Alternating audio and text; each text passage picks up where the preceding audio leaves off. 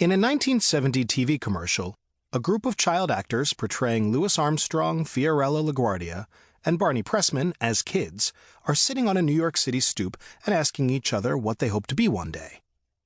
Armstrong says he wants to be a musician. LaGuardia says he wants to be mayor of New York. The bespectacled Barney Pressman is quiet, so they prod him. "What are you going to be when you grow up, Barney?" Pausing to adjust his glasses, the future founder of Barney's clothing store says, "I don't know, but you'll all need clothing." For more than 3 decades, in books and in my annals of communications pieces and profiles for The New Yorker, I have reported on the digital hurricane that has swept across the media industry. I have tried to follow the money, to understand the source of the economic harm that has struck newspapers, magazines, television, and radio, all reeling from shrinking advertising revenue. Revenue now fueling Google, Facebook, and a myriad of other new digital enterprises. You can almost hear the young Barney Pressman trilling the world, "You'll all need advertising and marketing." Worldwide, advertising and marketing is variously said to be a $1 trillion to $2 trillion industry. Of that astronomical sum, roughly 3/4 is categorized as marketing dollars. Often, rather than joining together the words advertising and marketing, we employ the shorthand, advertising. We do so because advertising is a more familiar term, and to utter both terms together is a mouthful. In fact, advertising and marketing are interchangeable. They take different forms, but each involves a sales pitch. A 30-second TV ad or a full-page ad in a newspaper seeks to sell something, which is also a marketing pitch.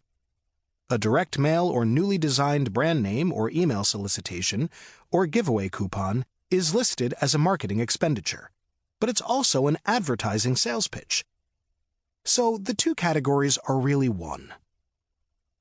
Yet advertising and marketing, like the media industry it has long subsidized, is convulsed by change, struggling itself to figure out how to sell products on mobile devices without harassing consumers, how to reach a younger generation accustomed to dodging ads, how to capture consumer attention in an age where choices proliferate and a mass audience is rare.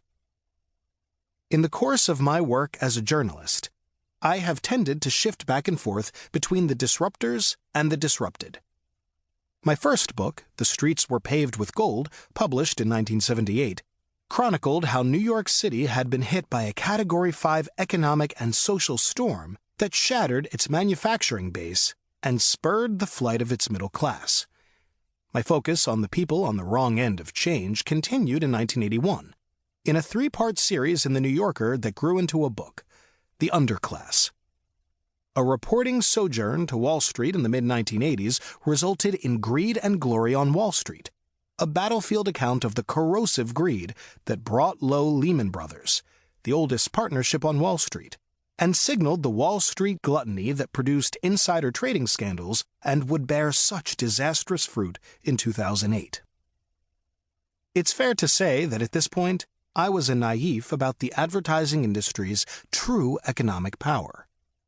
That began to change in 1985, when I embarked on a nearly 6-year odyssey through the world of network television while reporting my book, 3 Blind Mice, a report on how the 3 dominant television networks, CBS, NBC, and ABC, were being disrupted by a new technology, cable.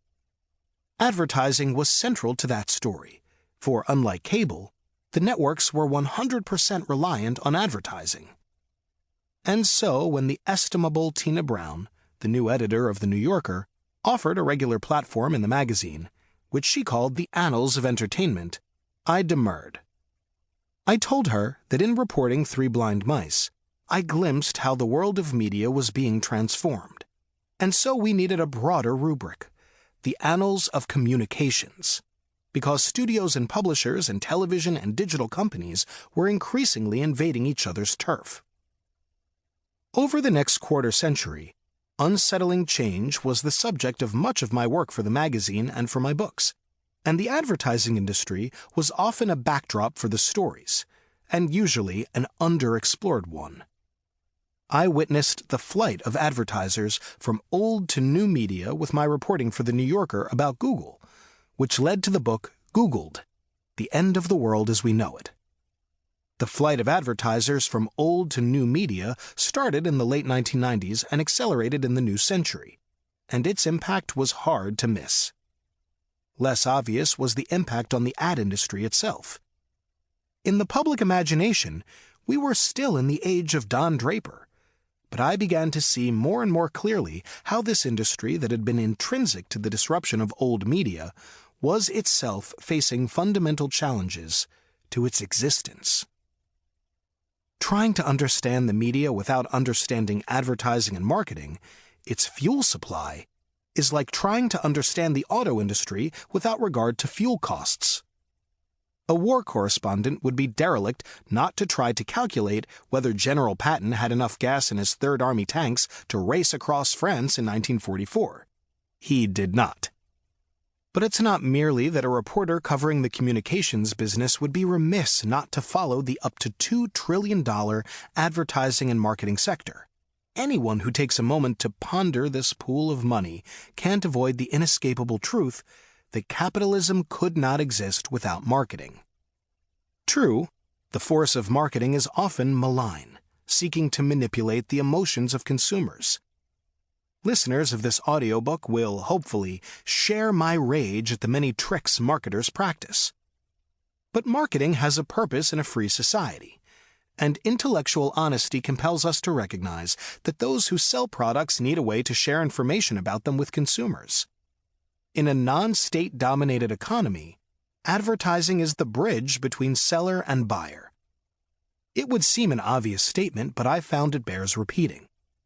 And that bridge is teetering, jolted by consumers annoyed by intrusive ads, yet dependent on them for free or subsidized media. In this sense, consumers are frenemies.